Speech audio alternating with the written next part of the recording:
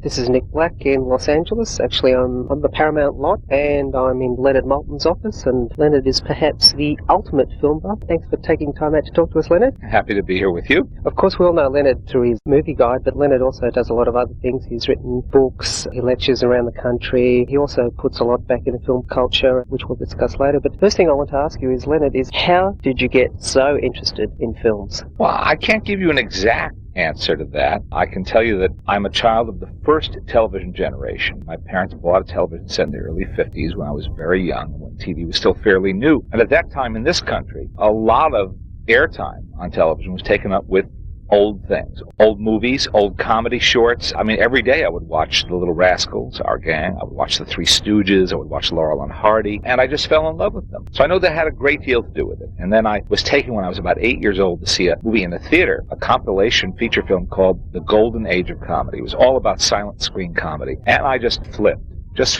And from there on, I would go to the library, our local public library, and try to find books about Charlie Chaplin and Max Sennett and Buster Keaton and Laurel and Hardy. And I just became mesmerized with that era. That's what really got me hooked in the first place. What did your parents have to say about this one? Well, they thought it was just fine. They thought it was just fine. It was something I was interested in that was interesting to them, too. They were always very supportive. You first got into the great comedians. Why, as a child of the 50s, why comedians of the 20s? Did they still appeal in the 50s? We have to understand that I didn't know they were old at first. And that's the magic of those comedies, is you can show The Little Rascals to little kids today, as I have done. And I use my own daughter, now 12, as a guinea pig in a lot of this, too. And they're still funny. It has nothing to do with how old they are. If they're new to you, they were new to me in the 50s, you're not looking at them as nostalgia.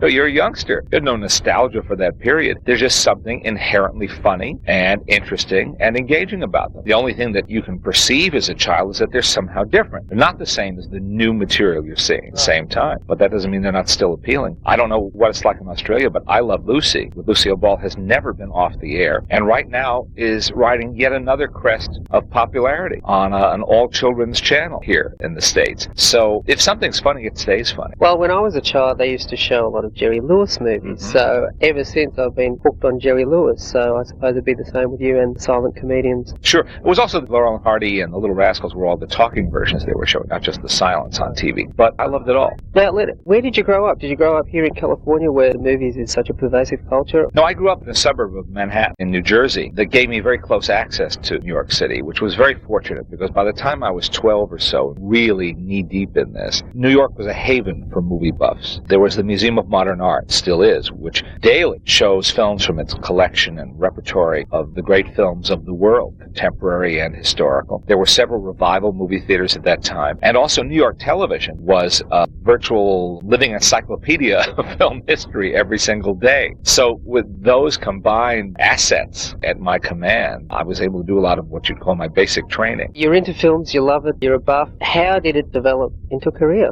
Well, I never thought it would, but what I did was I combined that interest with my other great interest, writing. My favorite subject in school was creative writing and English, and I was a precocious writer and reader. So I started writing articles about Charlie Chaplin and Buster Keaton and all these things that interested me. Also cartoons. I started getting interested in cartoon history and Disney in particular, because Walt Disney at that time used to host his weekly television show, and I felt a kind of a connection to him, especially when he would take us behind the scenes, which was how cartoons were made. That was fascinating to me. And I might add that all those things that first got me interested remain my favorite things today. So they became lifelong passions. And I've ended up writing books on almost all of those subjects, too. The thought of a career just was far from my mind. I was a kid. I just liked to write. And I started publishing my own little fanzine, as they used to call them in those days. This is before the internet. I actually published a little magazine and got some subscribers, got a little attention for it, and that got me more subscribers. And I started contributing articles to other fanzines, including one in Canada that was pretty well established at the time.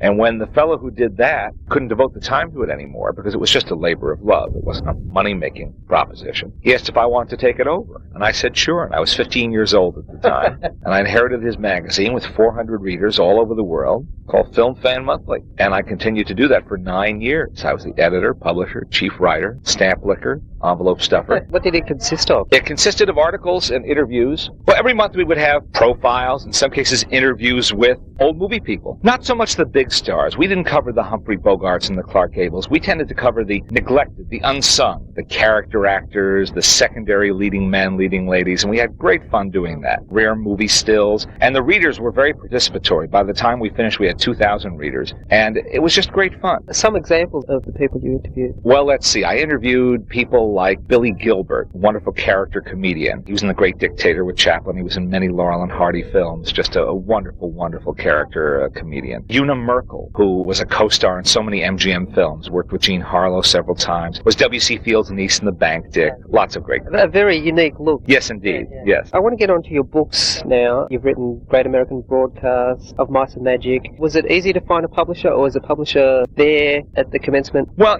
luck and timing are my answers to almost anything to do with my career. I was very lucky. I got introduced, because of my magazine, I got introduced to an editor at a publishing house who was looking for somebody to do a movie guidebook. And at age 17, that's how I was hired to do my first edition of what was then called TV Movies, what's now called Leonard Maltin's Movie and Video Guide. That was just chance, circumstance. But because he knew my magazine, he felt confident in hiring me to do the job. Well, that had a great effect at starting off a publishing career. It got my foot in the door, and I submitted some ideas for another book, and they took one that I didn't think was commercial at all. It was just something I wanted to do about comedy teams. My second book was called Movie Comedy Teams. That led to a third one, which they wanted, about cameramen, about cinematographers, which was a learning experience for me. And then I went to another publisher for a book on Disney and on the old short subjects. It was a time when commercial publishers were still interested in publishing film buff type books. That doesn't often happen anymore. So again, my timing was very good. It's more probably on the internet? Well, now people exchange these kind of things on the internet, I guess. I guess that's what I'd be doing if I were a kid today trying to get started with this. Do you remember roughly when your first TV and movie guide encyclopedia came out? Oh, sure. I remember exactly. Not even roughly. I was hired to do it in the spring of 1968, and I was about to graduate from high school, and it came out in 1969, a long run. Changed much in that time? Not a lot. I mean, the function of it is the same, to give you information about each film and try to pack as much in a little capsule description as possible. What's changed is that now there's cable TV and satellite TV and home video, none of which existed when we started our book. So there's more purpose to the book. There's more purpose, and there's more of an audience for the book. And, of course, there's a lot more movies, which is tough to cram into that little paperback, which is getting bigger all the time. How did you come up with the rating system? Well, my editor said just keep it short. So we invented sort of a telegraphic style. It's not very flowing. It's not an example of great prose writing, but we have our own way of trying to capsulize and cram, I guess would be a less genteel word, as much as we can into that one paragraph. Had Leslie Halliwell had his film guide out by then? Yes, Halliwell's film guide hadn't come out, but the Filmgoer's Companion existed, but not his film guide. There was Stephen Scheuer's Movies on TV. That was a book that existed, and which our book was intended to compete with. Is that still going, Stephen Scheuer? No, I think he stopped doing his a few years ago. But we coexisted for many years. Getting back onto your other books, especially movie comedy teams, because I love movie comedy teams. Are there any good movie comedy teams around at the moment, Leonard? No. And far fewer comedies. Am I correct? Well, even when there are comedy teams today, it's not the same thing. There is a contrivance to pair people together. In the days that I write about mostly, those people were teamed for long chunks of time because they worked together in vaudeville or on the Broadway stage, or they were a working team. It's not just that every now and then they made a movie together. So Burns and Allen, they were a unit. Laurel and Hardy were a team. The Marx Brothers were brothers and a team. So it was a different time. It was a different era of comedy as well as a different era of show business. So do you think they're making less comedy movies now in Hollywood? Well, I don't know if they're making any fewer comedies, but the thing I miss is that they don't make short comedies anymore. And so many features you see ought to be shorts. They really don't have enough plot, enough momentum, enough ideas to sustain a feature-length film, whereas if they had the ability to make a 10 or 20-minute short now, as the Three Stooges, as Laurel and Hardy, as the others did years ago, they might have a much better film. It's just that the marketplace has completely dried up for short subjects. I want to get onto some of your TV specials, especially the making of The Quiet Man and the making of High Noon. Are they particular favorites of yours? Those were happy assignments. A fellow who was then running an operation at Republic Pictures wanted to do some behind-the-scenes featurettes on the making of these classic films and asked me and a fellow who was then my partner if we would do them. And we were very happy happy to do them. They were wonderful assignments to fall into, to get to interview these people about the work they'd done so many years ago, to sit with Andrew McLaglen, who later became a director himself, but who back then was a second assistant director to John Ford, and son of Victor McLaglen. So he was the second AD on The Quiet Man, working not only for the formidable Mr. Ford, but for his own dad, who plays the sort of brutish bad guy in the movie. Not a total bad guy, but just a ruffian. I mean, to get memories from people like that is very exciting. Did you get a chance to talk to Zinnemann as well? We talked to Fred Zinnemann. High noon, we were very lucky because we had Fred Zinnemann, the director, Stanley Kramer, the producer. We had Lloyd Bridges, the co-star. We had David Crosby, the rock star, whose father, Floyd Crosby, photographed the movie. And we had John Ritter, whose father, Tex, sang the famous title song from the movie. So that was a wonderful representation to talk about that film. I want to get on to Entertainment Tonight. How did that all come about? Like so many other things in my life, by accident. I was on the Today Show, the prominent morning show here, promoting one of my books. That was when I was living in New York. Somebody here in Hollywood at Paramount Studios saw the interview, liked it, called the man who was then running a fairly new show called Entertainment Tonight, and said, "You're looking for a new film critic, aren't you?" The fellow said, "Yeah." He said, "Well, I saw a guy on the Today Show this morning. I think you ought to check him out." So out of the blue, I get a phone call asking if I would audition. They flew me out here to California to audition, and the next night they used my audition tape on the air. That was years ago, and here I am still sitting in this office talking to you. How can I give advice to people about getting started in television when that's what happened to me? I suppose it's helped sales along of your book. That was the most satisfying turn of events, was that being on television actually made me more of a known quantity and a more saleable figure, and it's helped my book career. And since publishing is my first love, that's been very, very nice. Now, you've been appearing on TV. I think you've appeared in Gremlins too. I had the uncomfortable problem of having to review Gremlins on the air for Entertainment Tonight when it was made by a friend of mine, Joe Dante. Joe's a big movie buff. And I didn't like Gremlins, and I had to go on national television and say so. Well, that was very awkward. I'd never been faced with that before. And it was awkward for Joe, too, and caused a mild rift for a while. And I can understand anybody being sensitive to someone not liking their work. I mean, I don't like it when somebody says that about my work. But after a little while, we patched it up, and when he made Gremlins 2, he and his producer, Mike Fennell, asked if I would participate in a scene where the Gremlins invaded TV station and wreck all these different shows, one of them being a movie review show. So there I was in Gremlins 2, reviewing Gremlins 1 again, saying the same terrible things, which Joe encouraged me to do, and get killed by the Gremlins. I thought it was poetic, and, I certainly couldn't say no. You paid for your bad review, in other words. Yes, I got what I deserved. So how was it? Was it easy just playing yourself, or did you make yourself conscious? Oh, no, there was nothing easier in the world, because Joe made me comfortable, and he said, just use your own words, and so, it was not really like acting in a movie scene. I wasn't acting opposite another actor, either, which would have given a whole different dynamic to it. One question I would like to ask, because you've seen many, many films, how many films a day would you average? I can't give you a daily. There'll be some days when I don't see any. There are other days when I may see 2 or 3. I always say when people ask me this, I figure I average 5 a week, which means some weeks fewer, some weeks quite a bit more. It all depends. Are there still older films that you haven't seen that you're still trying to catch? Oh, yes, and that's my great fun. See, that's the extracurricular part, you might say. That's the fun part. Because sometimes seeing some of the new movies is not a lot of fun. The good ones I'm enthusiastic about. The not-so-good ones are a bit of a chore. Any particular lost gems that you're trying to locate? The same ones as everybody else. There are certain movies that are either lost or tied up for legal reasons, and they're very hard to see. And every year, 1 or 2 of them get unearthed, and it's always very exciting. Any in particular now? I don't.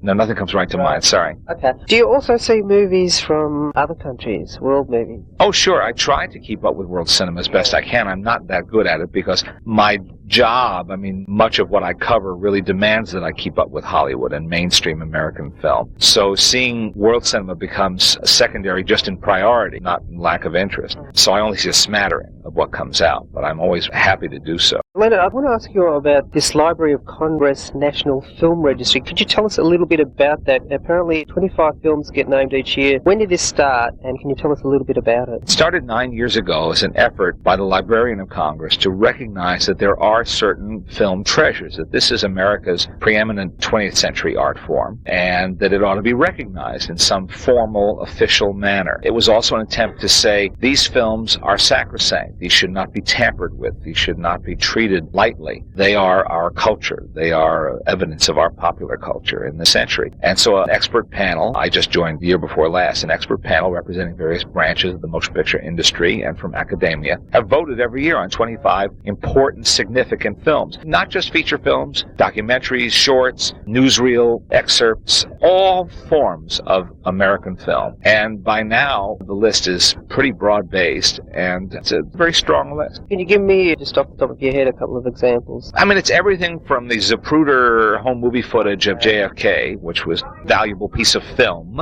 not a traditional piece of entertainment, but a valuable piece of film. It's everything from that to Frankenstein, to Easy Rider, to Snow White and the Seven Dwarfs, to The Gold Rush, and everything in between. I want to get on to now some of your personal preferences. For instance, do you have a favorite director? I don't have a single favorite in almost any category you could name because I like too much. I mean, I love Billy Wilder. He's the first name that happens to pop into my head as a favorite director. Most of my favorite directors tend to be writer-directors. But John Ford would be a notable exception to that. And John Ford is one of my very favorite directors. But the list goes very deep. Every 5 years or 10 years, they get together and they usually name Citizen Kane as the best feature film. Would you agree with that? I guess my vote is number one. Why? It's a film of such startling innovation and imagination in every way, in its storytelling, in its visual style, in its daring, and its entertainment value. It's the kind of film that every time you see something you didn't see last time. It's so layered, it's so dense, so rich with material. I just quickly want to get on to what you're doing currently. Oh, lots of stuff. In the middle of last year, I became the new film critic for Playboy magazine. First time I've been in a national magazine on a monthly basis, and that's been very enjoyable and very exciting. A new forum to write about current film and interview actors as well. And I have a new book coming out in the spring called Leonard Maltin's Family Film Guide, which is meant as a guide for parents to help them decide what films are appropriate or inappropriate